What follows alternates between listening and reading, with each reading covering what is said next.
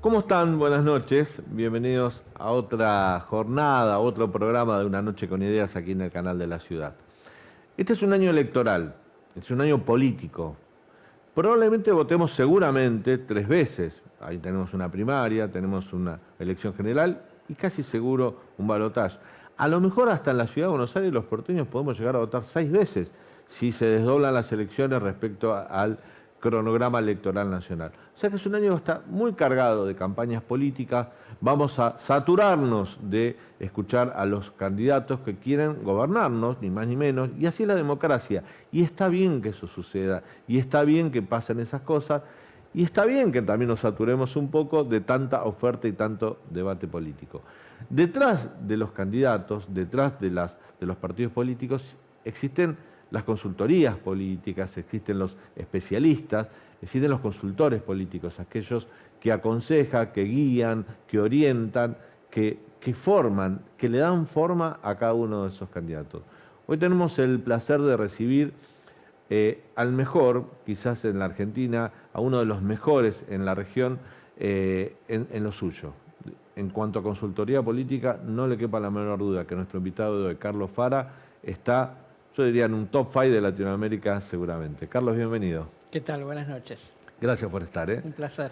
Había hablado de los top 5, de los consultores políticos que marcan tendencia en la región, ¿no? Voy a empezar arrancando por una frase que me dijo en una entrevista que le hice el año pasado, uno que es súper conocido en la Argentina, que es Jaime Durán Barba, ecuatoriano.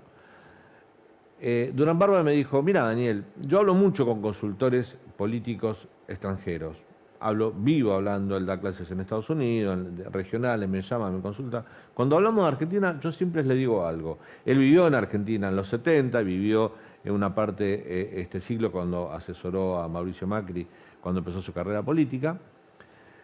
Y Durán Barba me dice que les cuenta al resto de los consultores extranjeros: mira, si no viviste en la Argentina, no podés hablar de política argentina. ¿Coincidís con eso? Y es muy particular en ese aspecto, definitivamente, en parte porque la opinión pública argentina tiene algunas características un poco distintas al resto de América Latina, ¿no? Es un público, digamos, el de los 45 millones de ministros de Economía o 45 millones de directores técnicos, tiene un componente cultural, idiosincrático, muy distinto al de otros públicos de la región, sin duda. Y después, bueno, porque tiene, digamos, una conformación política, digamos, muy particular, ¿no? Digamos, aunque más no sea la sola existencia del peronismo, y todo su proceso así como muy temprano de incorporación democrática, primero por el radicalismo, después el peronismo, lo vuelve, digamos, un poquito un rara avis respecto al resto de la región, ¿no? Vos sabés que había una medición, yo recuerdo, esto fue en el año 2000, cuando los diarios de internet recién nacían, los portales de noticias, todavía no se había masificado, el diario de papel era importante. Los diarios argentinos, si vos tomabas Clarín, La Nación, Página 12, que eran los diarios de papel más importantes de tirada nacional, le sumaba Las Voz del Interior, Los Andes de Córdoba, Los Andes de Mendoza, la capital de Rosario. Cuando vos sumabas la tirada de diarios de papel de los domingos, en la Argentina se leían 7 millones de diarios un domingo, circulaban. Éramos 40 millones de habitantes y había 7 millones de diarios papel circulando un domingo en el país. En México, que tiene 4 veces más población que nosotros, no llegaban ni a 3 millones de diarios papel. Todo el mundo se informaba por la televisión, no leían los análisis políticos, la información. ¿Tiene mucho que ver eso? ¿Somos muy politizados? ¿Tiene que ver con eso? Sí, sin duda. Digamos, proceso histórico de muy temprana alfabetización, muy temprana urbanización. Digo, Argentina en la década del 20 del siglo pasado tenía más o menos como el nivel de urbanización que después tuvo Francia como a fines de los 50, para que te des una idea. Solo por comparar, digamos, el caso México. México empezó a tener más población urbana que rural recién en el censo del 70. Claro. ¿Okay? cuando nosotros, digamos, ya estábamos plenamente urbanizados. Entonces, son culturas definitivamente distintas. Eso hace, digamos, que sea un público, vamos a decir así, como más globalizado culturalmente, digamos, más informado, y también, digamos, con criterio propio respecto de lo que sucede en la política, ¿no? Es que no solamente, digamos, se lean noticias, sino que además la gente se forma criterio y debate. El taxista, el mesero, el empleado de un comercio, etcétera, etcétera. La gente tiene bastante yo te diría, opinión sobre cuestiones políticas muy de coyuntura, cosa que en el resto de América Latina, digamos, eso es bastante Es más volátil. O sea, nosotros nos aferramos más a un sentido de pertenencia.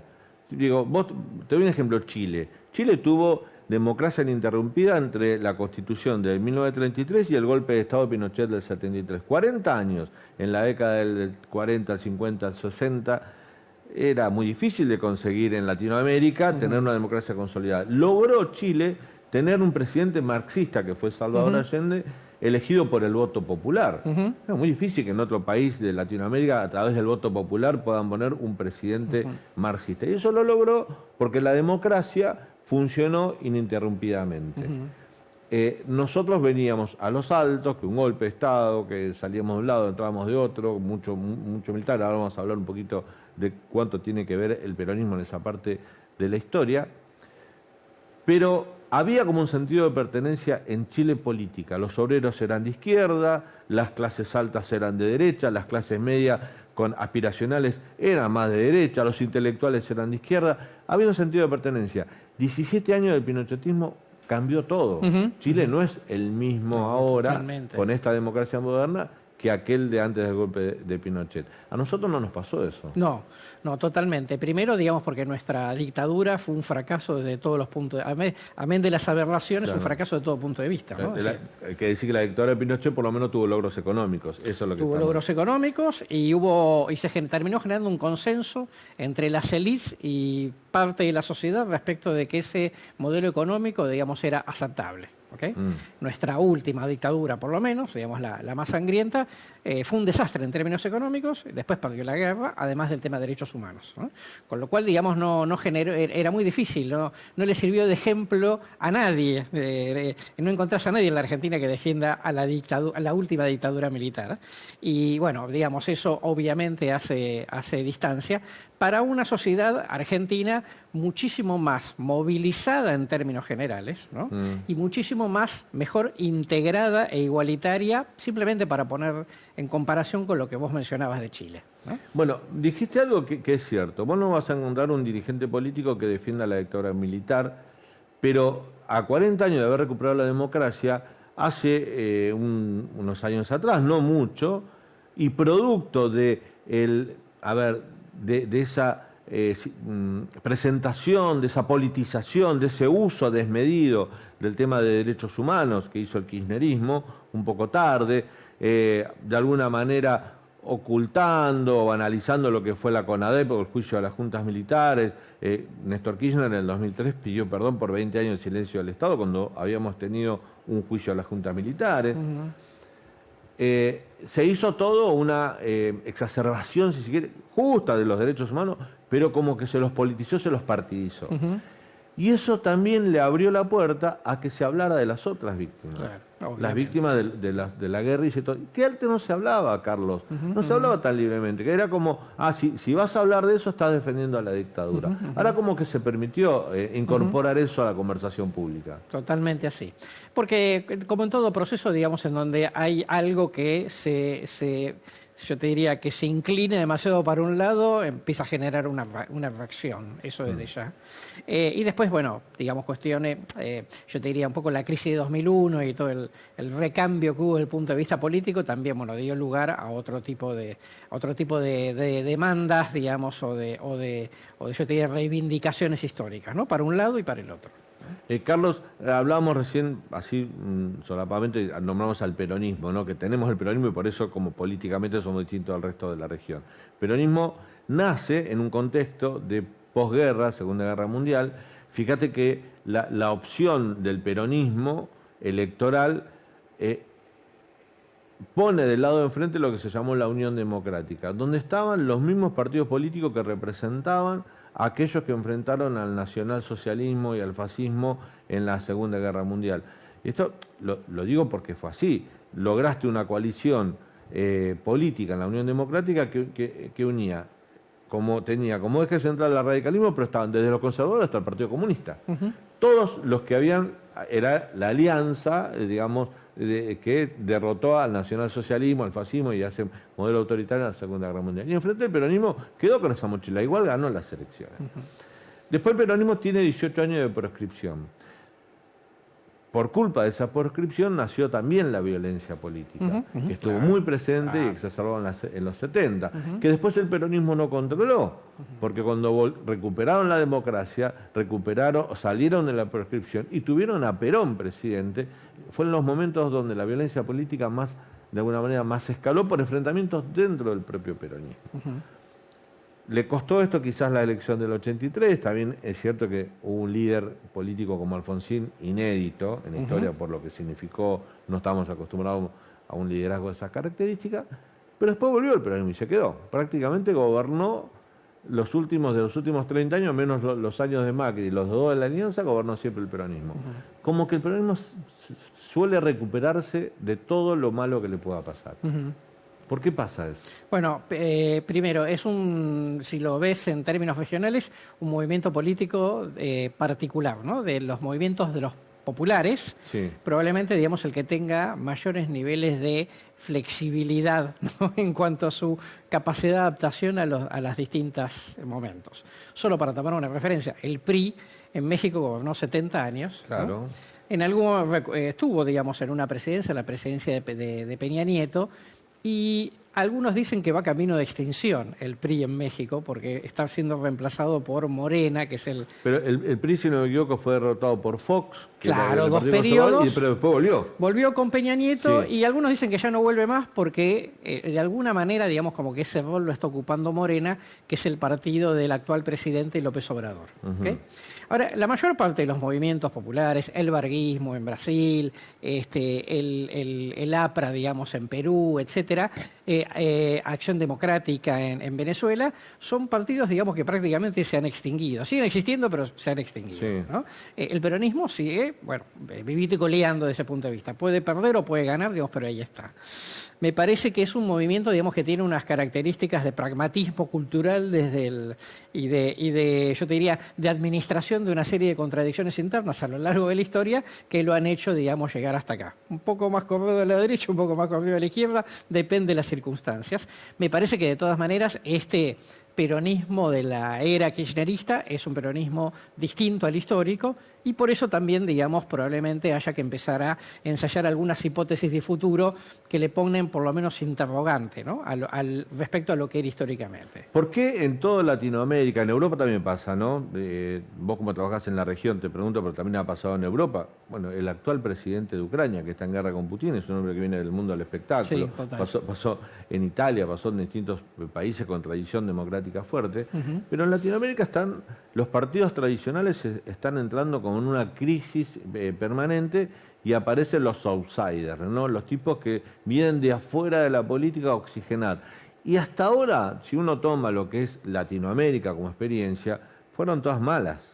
O sea, no venir de la política tampoco te garantiza que vas a ser mejor que esa política que estás desbancando. Totalmente de acuerdo, totalmente de acuerdo. El caso de Fujimori en Perú, que terminó convirtiéndose en dictador de alguna manera, más allá de... Bucaram en Ecuador, Collor de Mello en Brasil. Digo, no es nuevo, esto viene de los 90. Totalmente, sí, Castillo en Perú ahora. Totalmente. Hay varios casos. Sí, totalmente así. Bueno, primero, digamos que América Latina, entre fines de los 80, principios de los 90, todos se vieron obligados a hacer ajustes económicos importantes y eso desestructuró mucho, digamos, los partidos tradicionales y eso hizo que surgieran figuras, digamos, así como, entre comillas, novedosas, que por supuesto después, como vos bien decís, los partidos tradicionales prácticamente están muy desmembrados. País que haya quedado con partidos más tradicionales, diría Uruguay, ¿no? Sí. Ya Chile está en una etapa, digamos, en donde se le desdibujaron mucho. Argentina con peronismo y radicalismo todavía tiene, como por lo menos como eje de coaliciones, pero lo tiene.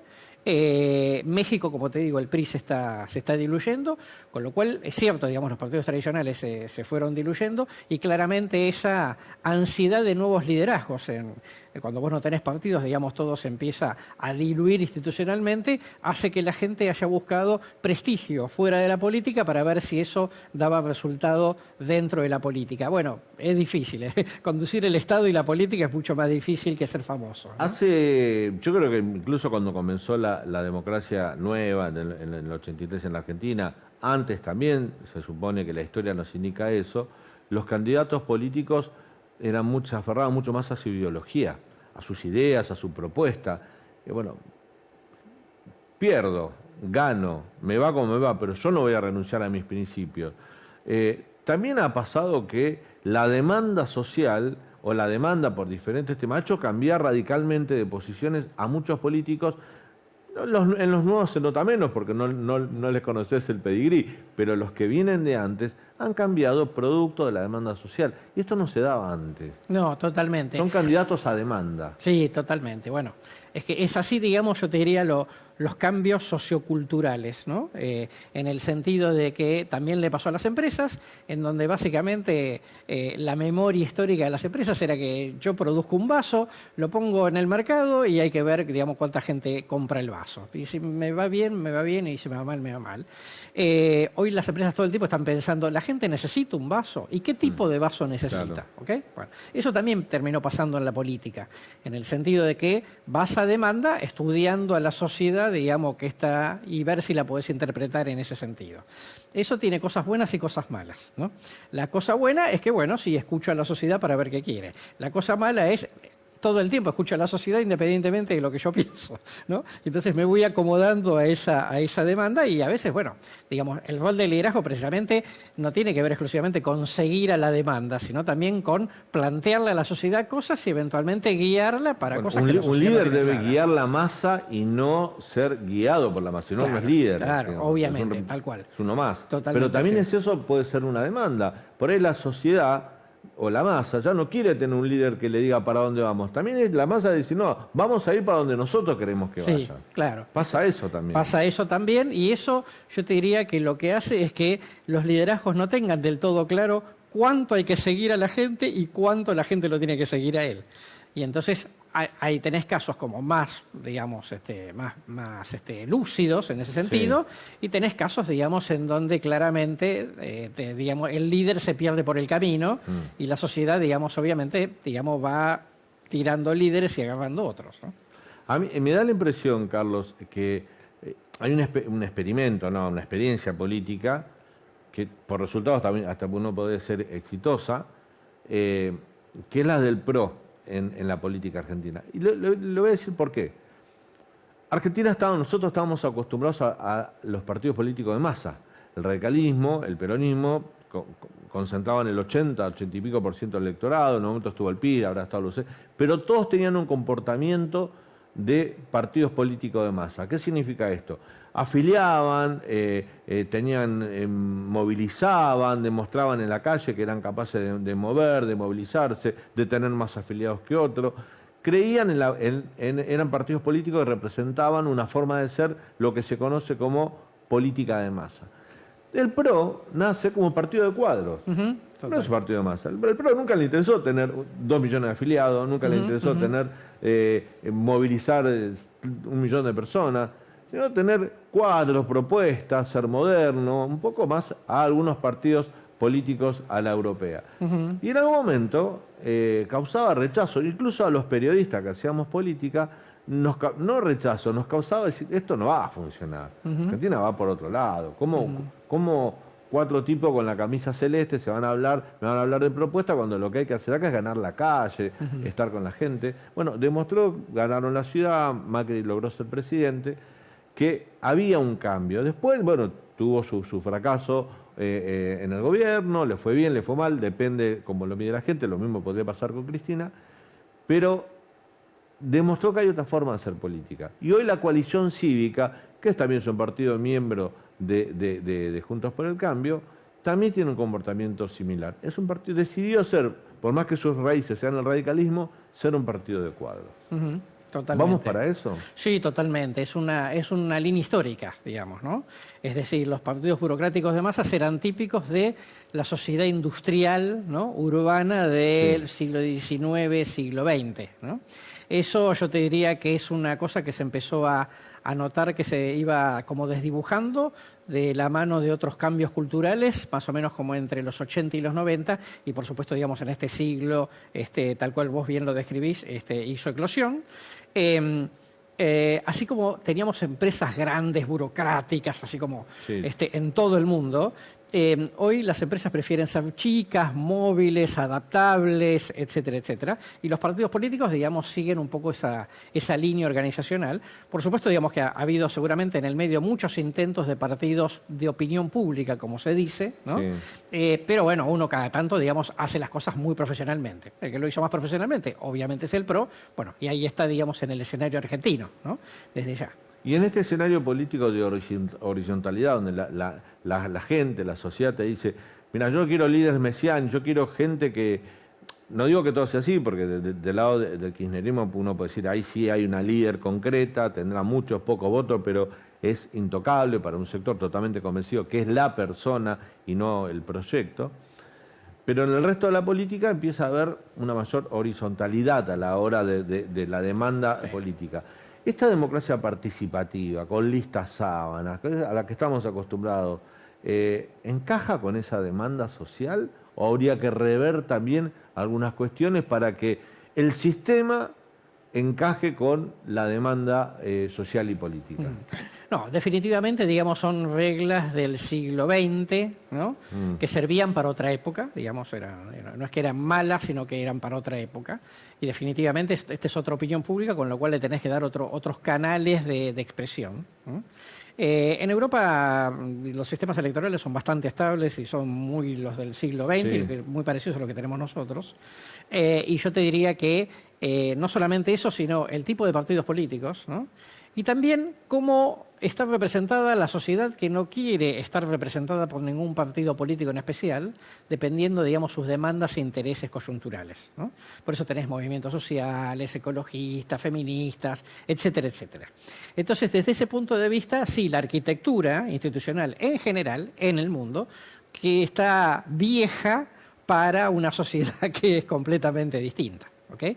Pero nadie tiene la fórmula de cuál es la nueva arquitectura. Entonces, digamos, estamos en situaciones problemáticas. La política, cuando está en el poder o cuando tiene la posibilidad de cambiar el sistema político para que sea más horizontal, para que esa representatividad sea más individual, que vaya a la persona y no al espacio, también no se da cuenta y dice, che, yo puedo hacer esto, pero si lo hago pierdo poder.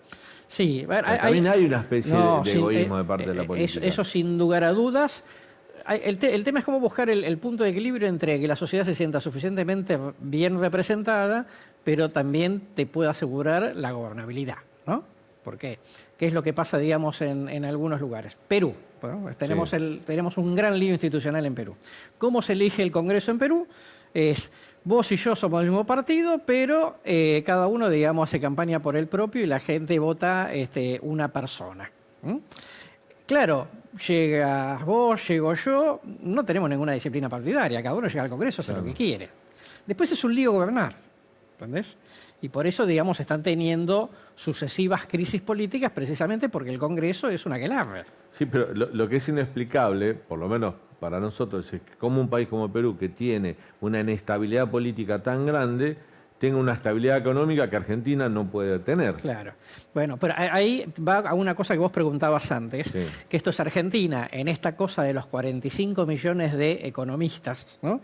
Y con 35 millones de directores técnicos, tiene en esa horizontalidad, tiene un nivel de discusión y de movilización, yo te diría, no física, pero cultural, muy distinta, digamos, de la que tiene Perú, ¿no? Entonces vos decís, nadie le preocupa qué hace el Banco Central en Perú.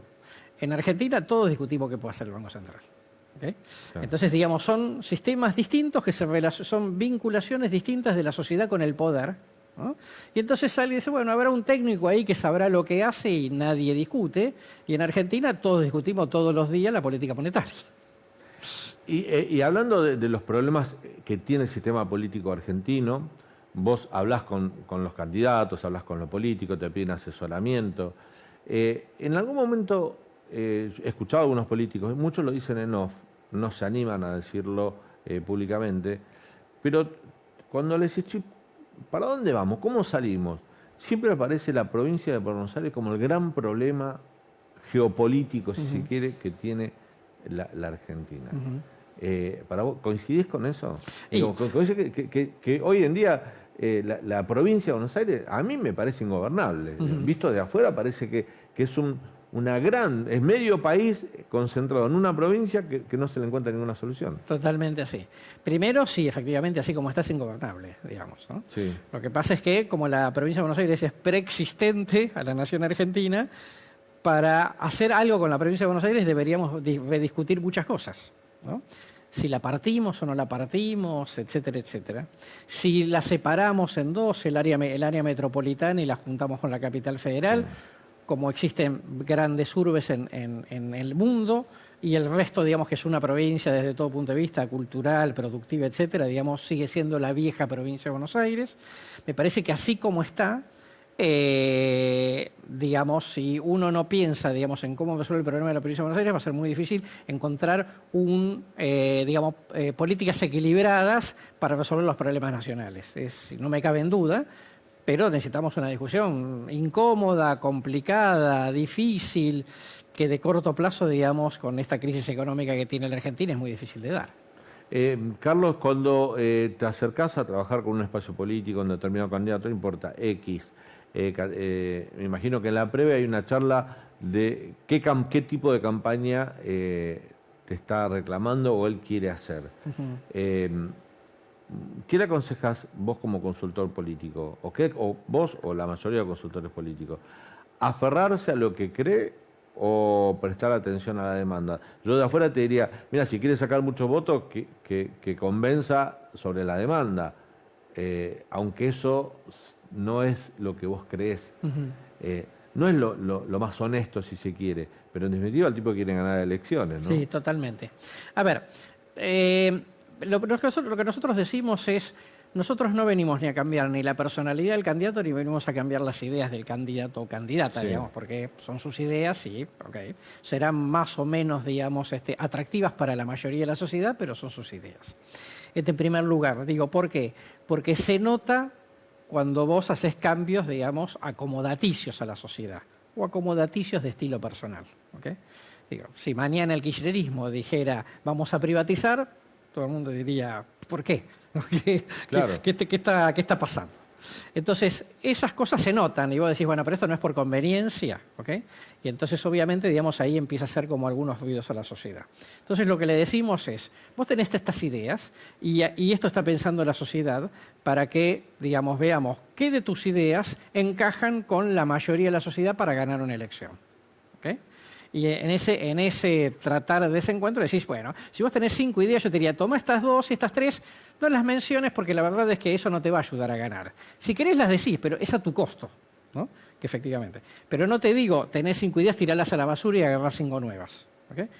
Eso, digamos, para de alguna manera ser suficientemente, yo te diría, ético en la propuesta política, que son estas 5 ideas, pero, digamos, qué es lo que conviene desde el punto de vista comunicacional para ligar con lo que la sociedad está esperando. Hay un tema que a mí me atrae mucho, que incluso tiene que ver, que nos desafía a nosotros también, a los periodistas, ¿no? Hace 20 años atrás, no sé, los consultores políticos, los asesores de prensa, diseñaban comunicación política que tenía que atravesar un filtro. Nosotros, ahí estábamos nosotros, los medios de comunicación, los periodistas. El filtro éramos nosotros. ¿Cómo hacemos para que la presentación de lo que nosotros queremos decir sea bien interpretada y sea bien transmitida? Porque había un interlocutor entre la gente y la política, que eran los medios de comunicación o el periodismo. Tal cual. Hoy están las redes sociales. Claro. Que generaron una comunicación directa entre la política y la gente, ¿no? Bueno, los medios han sido desafiados y tratan de acomodarse a eso. Los políticos también han sido desafiados. Y a veces les ha ayudado muchísimo a los políticos tener un contacto directo con la gente sin los medios. Y a veces les has hecho mandar trastadas que ha costado incluso, no sé si candidaturas, pero sí también imagen, valoración social, ¿no? Haber hecho o dicho algo mal en una red social. Totalmente así. En ese punto, digamos, trataría de ser cauteloso, porque no es que los medios de comunicación desaparecen de la cabeza de la gente, porque también están en las redes, Sí. ¿no? Y obviamente, digamos, forman parte de un circuito donde hay múltiples canales de comunicación, múltiples canales de información, y donde todos somos prosumidores de información, ¿no? Producimos y consumimos. ¿Okay? Entonces digo, me parece que los medios no es que desaparecen como intermediario respecto a la sociedad, sino que están adaptándose a convivir en otro universo informativo, en el cual también tienen su incidencia. Porque en definitiva, y esto lo ha mostrado, digamos, sobre todo los primeros tiempos de la pandemia, la gente prefirió informarse por los medios que eran históricos y tenían algún tipo de prestigio para cada uno. No cayeron en cualquier tipo de información que andaba dando vuelta, ¿ok? Quizá un poco presa del miedo de lo que no sabían que iba a suceder, ¿no? ¿Qué te quiero decir así? ¿Qué te quiero decir con esto? Que digo que no es que desaparecen, se transforman, se adaptan, y es cierto, digamos, que tienen, vamos a decir, en esta intermediación tienen un rol distinto, ¿no? Claro. Históricamente, como digamos, dice la literatura, eran gatekeepers, que esto significa deciden sobre qué temas, digamos, se publica y la gente eventualmente habla. O sea, el portero, el que tengo la puerta para decir este tema sí, este tema no. Pero eso, con el fenómeno de las redes y otro tipo de sociedades completamente distintas a las de hace 20 o 30 años atrás, se convirtieron en lo que se llama en la literatura gate watchers, que esto significa que antes el medio de alguna manera le marcaba la agenda de la opinión pública y hoy la opinión pública le está marcando la agenda a los medios. ¿Por qué? Porque si a vos te interesa más Wanda Nara que Dólar Blue, pues el algoritmo ubica primero Claro. Wanda Nara, ¿ok? Y ahí es la opinión pública y el algoritmo reacciona frente a eso porque el medio necesita sobrevivir, necesita tener más clics, necesita vender publicidad, si no el negocio no funciona. Entonces, están, pero de otra manera, digamos, ¿no? También yo te diría, como para desarmar un poco toda esta cosa conspirativa de los medios, le dicen a la gente qué pensar. Bastante relativo, ¿no? ¿Hacemos un break? Claro. Un ratito, ¿eh? Ya volvemos, en esta Noche con Ideas. Estamos con Carlos Fara hablando de política, pero no de política coyuntural, sino de política en general. Cómo se arman las campañas, cómo se arman los candidatos, cómo son las demandas políticas, cómo son las demandas sociales sobre la política. Muy interesante charla. Hasta ahora.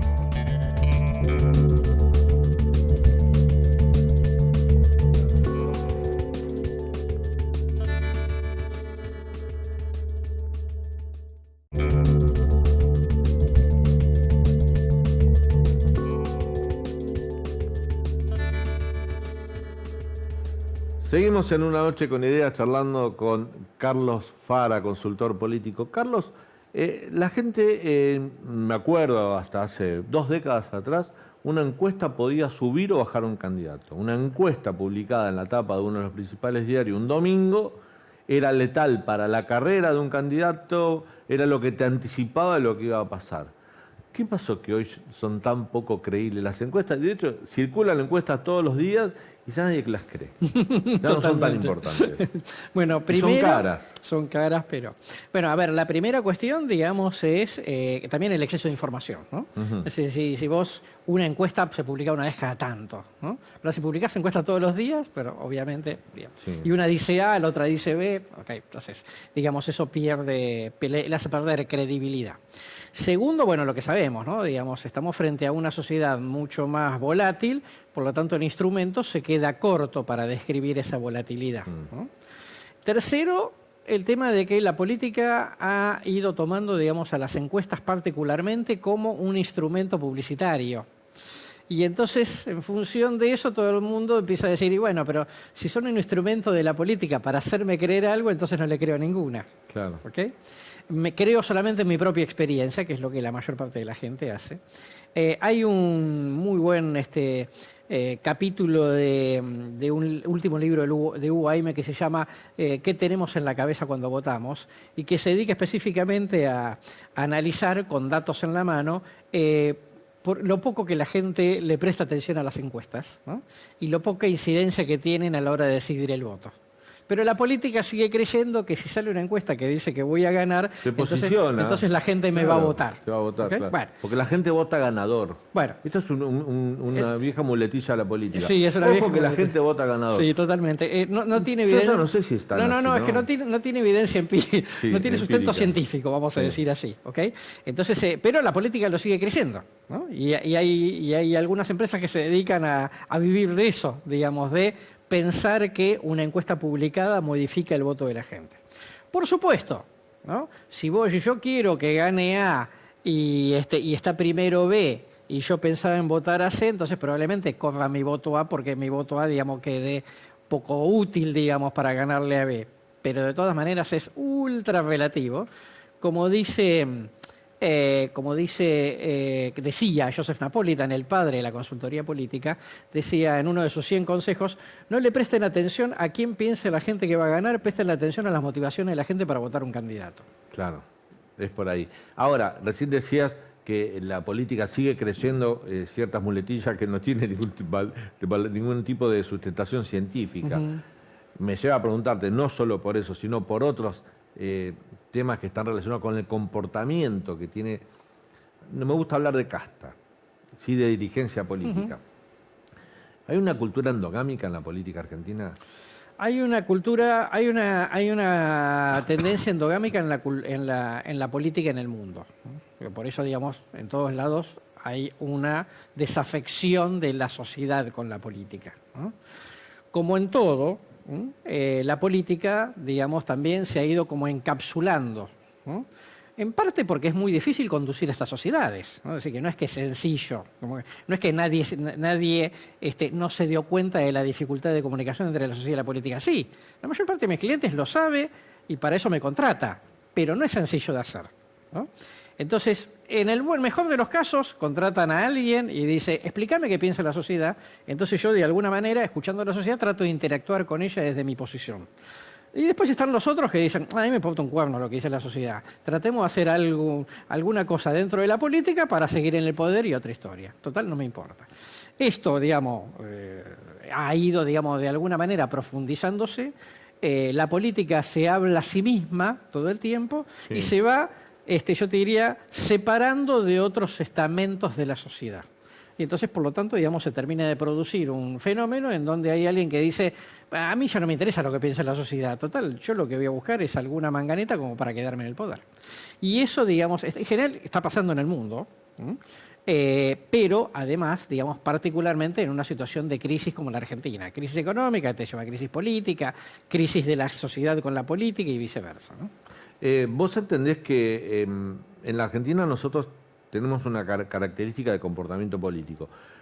La sociedad a lo que elige, ¿no? Cuando cada vez que hay elecciones, elige. No quiero decir con esto que todos sean iguales. No quiero decir que Perón sea igual que Alfonsín sea igual que Menem sea igual que Néstor o Cristina o que Macri. Mira, te nombré algunos no sé, los 50 años para acá. Pero eran todos líderes, de alguna manera. Líderes, patriarcales. La vida por Perón, ojo con tocarlo a Raúl, Cristina, ella vendrá, o sea, todas consignas que están relacionadas con el personalismo. ¿Por qué buscamos eso los argentinos? Porque eso se podía entender en la época donde la democracia era inestable, donde la conversación política estaba más en los sectores medios, pero como se votaba más, digamos, la masa votaba, podía sentirse mejor protegido por un líder. Pero cambió eso. Hoy hablamos recién, redes sociales, conversación pública, más horizontal, demanda. ¿Por qué todavía seguimos pensando que los que nos va a sacar adelante puede ser un líder? Bueno, a ver, primero, digamos, decirte que vivimos en una región históricamente caudillesca, ¿ok? un poco, digamos, por la tradición hispana, digamos, tenemos esa cuestión. En algunos lugares, digamos, más acentuado, en otros lugares menos acentuado, pero básicamente es una región política muy caudillesca. Dame ejemplos. A ver, yo quiero buscarlo, por ejemplo, en Chile. Sí. Desde el golpe del 73 que dábamos, ¿no? De la caída de Salvador Allende, recuperan la democracia en los 90. ¿Cuáles fueron los caudillos de Chile? No, por eso, pero ahí... Si la concertación fue cambiando... No, pero eso, hay como 3 lugares, digamos, de América Latina atípicos, ¿no? Que uno es Uruguay, Chile, uno es Uruguay y, digamos, el otro es Costa Rica, ¿ok? Brasil, ¿Lula es un caudillo? Sí, Lula es un caudillo, ¿no? Arma un partido, desde ya, por supuesto, pero básicamente 20 años después hay que volver a Lula, ¿no? Porque no hay un caudillo suficientemente fuerte como para eso, ¿no? Bolsonaro es un caudillo. Bolsonaro también fue un caudillo. Bolsonaro es un caudillo, y así sucesivamente, ¿no? Evo y- Morales es un caudillo, qué sé yo, Alan García era un caudillo, y etcétera, etcétera. ¿Y en Estados Unidos no existe el caudillismo? Sí, existe el caudillismo Estaba también. pensando en Donald Sí, Trump, sí, por sí. ejemplo. Sí, bueno, particularmente. Y ahí eso que vos apuntas es interesante porque esto que para la región era histórico, ¿no? Como tradición cultural, el mundo se ha vuelto más personalista en la política. Digo, los medios de comunicación como contexto, ¿no? Y ni hablar el tema de las redes sociales hace que la gente mire a la persona, ya mire menos a los partidos y las instituciones. Angela Merkel estuvo 16 años en el poder, a veces en coalición, a veces solamente con su partido, Sí. un montón de tiempo. Era genial y tenía, digamos, unos altos niveles de popularidad. Y entonces, charlando con los colegas de la CDU, que es la democracia cristiana alemana, yo les decía, bueno, pero le digo, ¿por qué no saca tantos votos la CDU como la popularidad de la canciller? Me dice, bueno, porque la gente, digamos, es un voto por partido, ¿no? Y una cosa es la canciller, la otra cosa es el partido al cual vos votás, que por ahí no tiene tan buena imagen. Entonces yo decía, bueno, conviertan la elección en una elección semipresidencial. O sea, si querés apoyar a Angela Merkel, vota a la CDU. Me dice, sí, pero acá la cultura alemana, digamos, es un poco distinta. Lo que te quiero decir es que también en la opinión pública alemana era allá la canciller, el partido y el parlamento, bueno, no tan bien, ¿no? La personalización es un fenómeno contemporáneo del cual no tenemos vuelta atrás, ¿eh? También hay que aclararlo. A mí me da la impresión, también recién diste ejemplos sobre caudillismo, diste ejemplos donde hay caudillismo, por ejemplo, Latinoamérica, México, Brasil y Argentina, donde no hay Uruguay, Costa Rica, Chile. Son 3 países federales contra países unitarios. Y uno mira la política argentina, mira las provincias del NOA, del NEA, Santa Cruz, donde uno habla del caudillismo presidencial. Lo que son las provincias del interior. Ahí son patrones de estancia algunos gobernadores. Digo, ahí el caudillismo se ve todavía desde lo más bajo que nos dio el caudillismo, si querés, la década conservadora. Tienen cosas feas de comportamiento político y de utilización del electorado con la clientelización, con la manipulación del voto. Yo he visto cosas en el NOA y el NEA, trabajando como periodista, que he visto que le han retenido el DNI a unos integrantes de pueblos originarios de distintos lugares, esto lo he visto en el Chaco, les retenían el DNI para una interna del partido oficialista. Digo, y hablando de caudillismo después. Pero eso es una manipulación terrible, Sí, casi un delito, ¿no? Total. Pero tiene que ver que la mayoría, porque recién hablábamos de Collor de Mello. Collor de Mello también viene de un estado donde él era caudillo y era elegido por lo que había hecho. Y era una figura moderna, joven, pero también tiene que ver Menem era un caudillo de La Rioja, ¿no? Digo, todo tiene que ver también con cómo está configurada nuestra actividad política. Vamos a decir así, a favor de México, Brasil y Argentina, los territorios más grandes de la región, ¿no? Digamos. Chile es bastante más chico, Uruguay muy pequeño, Costa Rica muy también, pequeño. claro, sí, ¿okay? por supuesto. Esto en primer lugar. Con lo cual, digamos, vos tenés que administrar realidades más complejas, más diversas. A favor.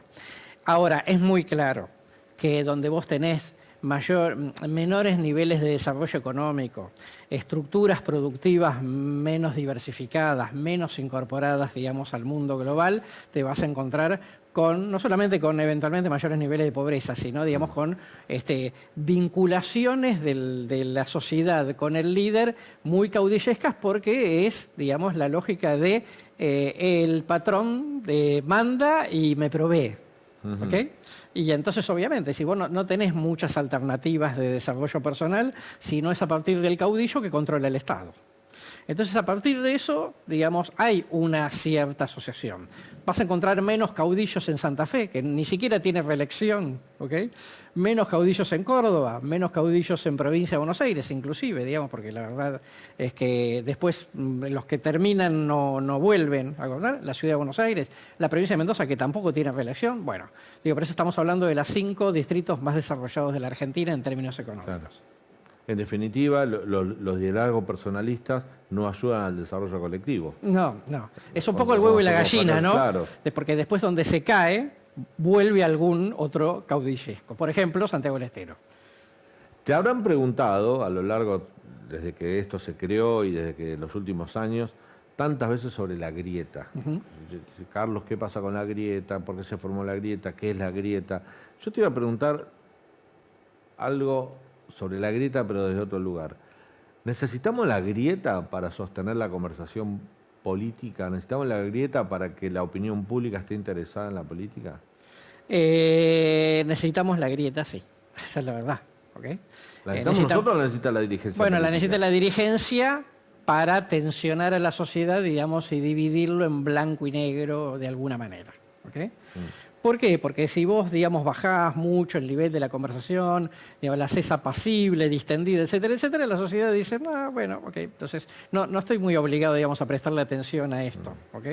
Entonces, lo que termina sucediendo es que muchos dicen, con alguna razón científica, si no hay grieta, el público mira para otro lado, entonces, digamos, hay que agrietar. Está bien, pero digo, ¿cuál es el cuco? ¿Cuál es el miedo? Yo era estudiante, chico, y había que ir a la plaza a defender la democracia, porque si no volvían los militares, Alfonsín presidente.